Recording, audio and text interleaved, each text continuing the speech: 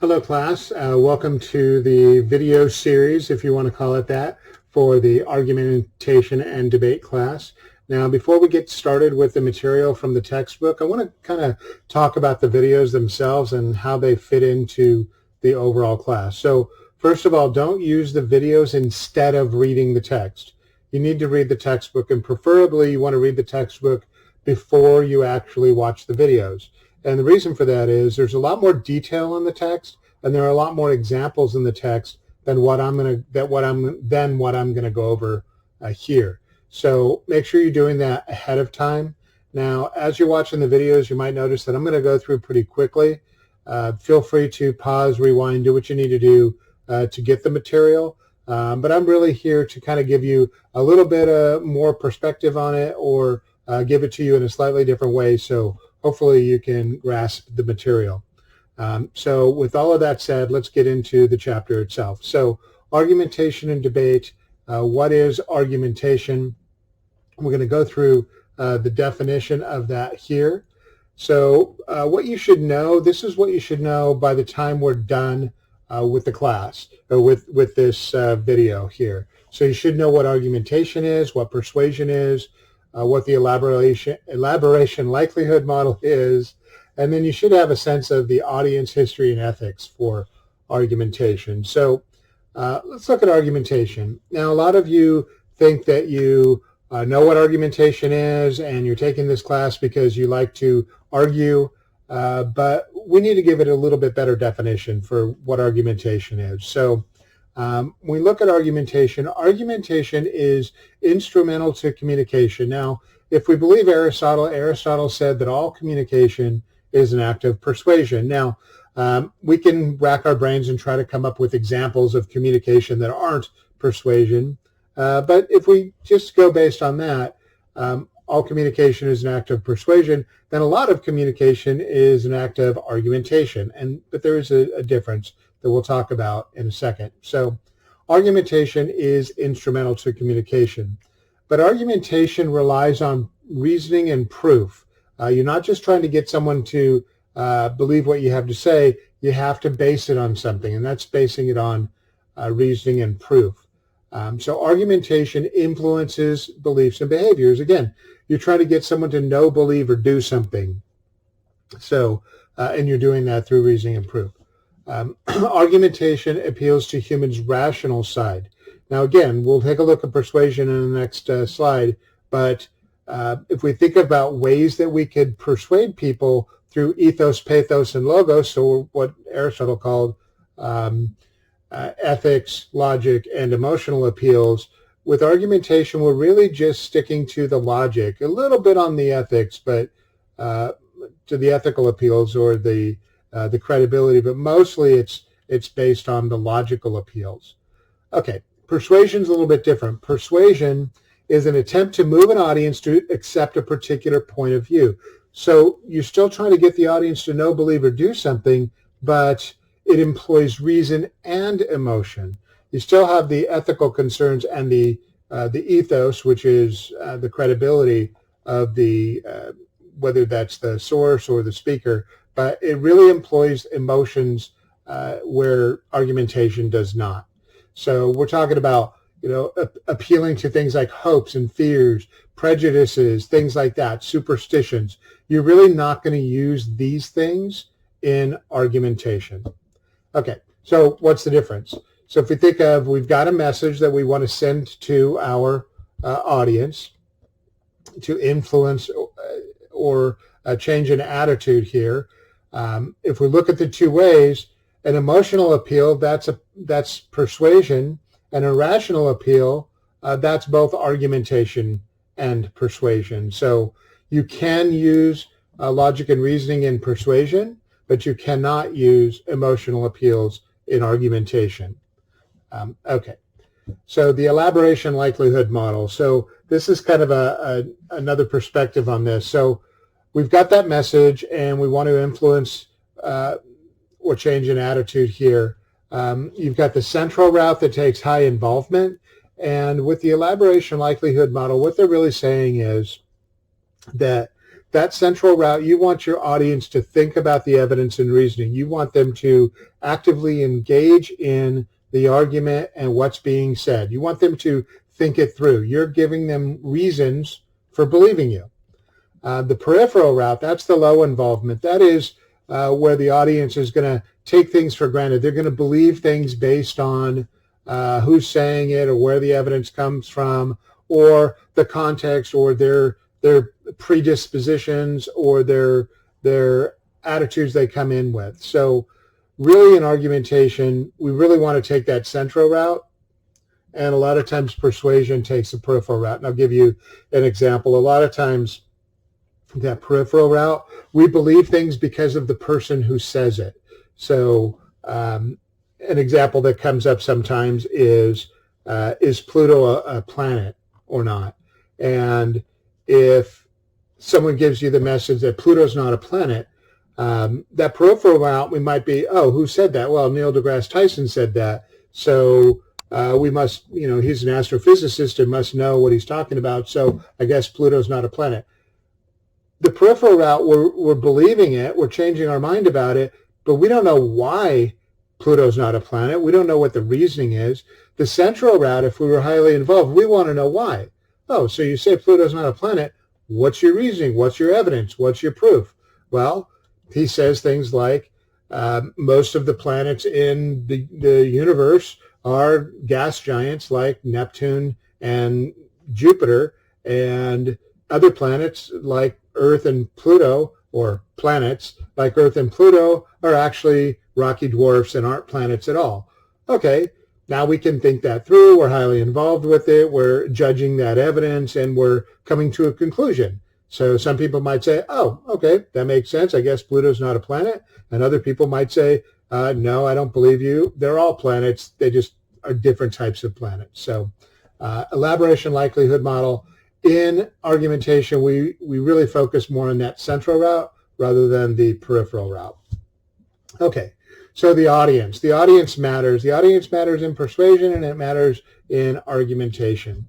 So really what we're talking about with the audience is one or more persons capable of being influenced. If they're not capable of being influenced, then they're not really the audience for argumentation. They may accept or reject the arguer's message. So you've got to be able to influence them. They can't just be set in their ways, and they are there to essentially judge whether they're going to believe you or not. So why does an audience form? Well, sometimes they form because their field of expertise is there, and that establishes the rules of engagement. So if we're talking about argumentation has some set rules that persuasion doesn't necessarily have. So the rules of engagement, so it's going to kind of depend on where you're arguing. If we think about things like courtrooms have very specific rules of engagement, and the audience forms because of that, because they were in the jury pool and they couldn't figure out a way to get out of doing jury duty, or they wanted to do jury duty because they think it's a civic responsibility, or they're excited about it, or whatever the reason is. So sometimes the rules say, hey, you've got to have this audience here. The field of expertise also establishes the degree of precision that's expected in arguments. So depending on what that field is, how precise the arguments are going to be impacted. So in the courtroom, and we'll talk about this a little bit later, the presumption is that the person is innocent until proven guilty. And if we look at the degree of precision in the arguments, that person must be proven guilty beyond a reasonable doubt. So in the courtroom, that beyond a reasonable doubt is kind of that expectation for the precision of the arguments. In other contexts, not in the courtroom, you don't necessarily need to prove beyond a reasonable doubt. Sometimes you need to prove way stronger than that, and sometimes maybe not as strong, depending on the field. The mode of resolution for the controversy, so whatever it is, sometimes that might be a judge ruling. Sometimes if it's a jury, it's more than one in the jury. Sometimes it's you need a unanimous decision. It just depends. So that field of expertise is going to determine all that. Okay. Sometimes audiences form because of demographics, psychographics, how they use argumentation. Sometimes they use it to seek knowledge or to render judgment. Sometimes they argue with the self. So demographics. So demographics is really kind of what the people have in common. It's age, income, socioeconomic level, educational attainment, that kind of stuff. Psychographics is more what they're interested in, group membership, that kind of stuff. So audiences form for different reasons, and it really just depends on the context there. Okay, so moving on to the history of argumentation. We can look at the ancient Greeks. We go back again to Aristotle there, and Aristotle said rhetoric is the ability to find all means of persuading an audience to believe a proposition. So rhetoric is really persuading, right? So it's the rhetoric, it's the communication, it is the words and the delivery that we use to persuade an audience. So there's really no distinction between types of persuasive methods. So it doesn't really matter if we're talking about rhetoric, it doesn't really matter if it's ethos, pathos, or logos there. Rhetoric provides the foundation for the argument, for argumentation. Argumentation relies on communication there. So we'll look at three perspectives here. We've got the rhetorical perspective, and that explores how we use communication to influence others. And if you're looking at this, this kind of goes into things like sales and marketing. Use rhetoric because it's how we use communication to influence, to get people to know, believe, or do something, or in the case of sales and marketing, to get people to buy something or adopt something. So you've got that rhetorical perspective, dialectical perspective, that is that solves problems through discussion and conversation. Sometimes you just need to talk it through. So argumentation is a matter of kind of going back and forth with someone, and sometimes that could be yourself, but it's the going back and forth to solve a problem. And then the logical perspective applies formal rules to test arguments, and that's what we're talking about in this class.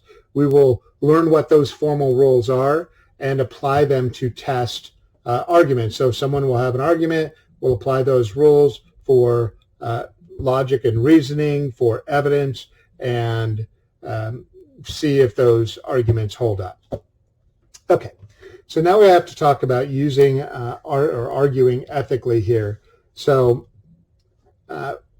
arguing ethically is to facilitate truth-telling, little t truth telling, to emphasize clarity, honesty, efficiency, relevance, and discourse ethics. And we'll go through these individually. So clarity, really what we're talking about is clearly expressing your ideas. And that means not being ambiguous. That means it's ethical if you are clearly stating what you mean to say, and you're not saying something you know the audience will misinterpret. So the audience needs to have a clear understanding of what you're saying. It's making the main points easy to understand. It's helping your audience to follow what you're saying, to follow the logic that you're presenting and the evidence that you're presenting. It's choosing concrete and specific language that leads to something clearly in their mind. It's not leaving it up to the audience to fill in the blanks because they're not going to necessarily fill them in the way you want them to. Honesty, it goes beyond just not lying. It's saying what you believe to be true, but you believe it to be true because you've done your due diligence and you've done the research and you've found the evidence to support what you're saying. It's knowing your subject. You can't just say, well, that's what I thought was true. No, you have to know that it's true. You have to convince yourself through evidence and reasoning before you can convince others. It's approaching the subject from both sides of the issue. It's not just researching your side. It's researching both sides. It's seeing what the other position is and being able to provide evidence and reasoning for both sides. So honesty is also approaching the subject from both sides and not fabricating information, not making stuff up, not lying, right? Which kind of goes without saying. And then becoming a competent arguer. And we'll see as we establish what those rules are, it's becoming a competent arguer within those rules, sticking to those rules and not intentionally breaking those rules to win an argument. And we'll see in some of the later chapters on what you should avoid with fallacies. If you're a competent arguer, you're not using fallacies. So if you're being honest, you're trying to actively avoid fallacies. You're not using a fallacious argument to just make your point.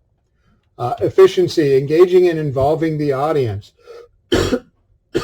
Like I said earlier, the audience is a part of argumentation, and you need to be efficient. You need to engage and involve the audience. They need to pay attention. You can't get out there and start rambling. If you can say it in 5 minutes, say it in 5 minutes. Don't spend 15 minutes. You'll lose the audience. They won't be engaged, and you won't get an honest assessment. It's using sound reasoning supported by facts, not just throwing something out there to see if they believe it. Remember, we want to take that direct route there. We want them to think about that evidence and reasoning. It's relevance, a central message to the audience that they can easily follow. It's an emphasis on identifying common values and satisfying common goals. It's showing why they should care about the topic that you're arguing or the side that you're arguing. They need to be involved with it. So you have to give it what's in it for them. And then discourse ethics. This is bringing a cooperative attitude to the process of argumentation. This is respecting the process of dialogue. It's respecting your fellow debaters. It's respecting the other side. It's being a good person in the discussion. It's not being a jerk and making personal attacks and things like that. Pragmatic dialectics, it's what arguers can and must do. So know what you can do, what you can't do, and then what you must do. So like you must provide evidence and reasoning. You must stick within your time limits, things like that. Okay, so to wrap things up, we've gone over what argumentation is, what persuasion is, what the difference between those two things are, the elaboration likelihood model, who the audience is, why they form, the history of argumentation, and some of the ethical issues there. So tried to keep this under 20 minutes. This is going to be about the norm, so 15 to 20 minutes for most of these chapter lectures. Again, don't just rely on these. Go through your textbook, go through the other materials, and you should be fine. Okay, until next time, have a nice day.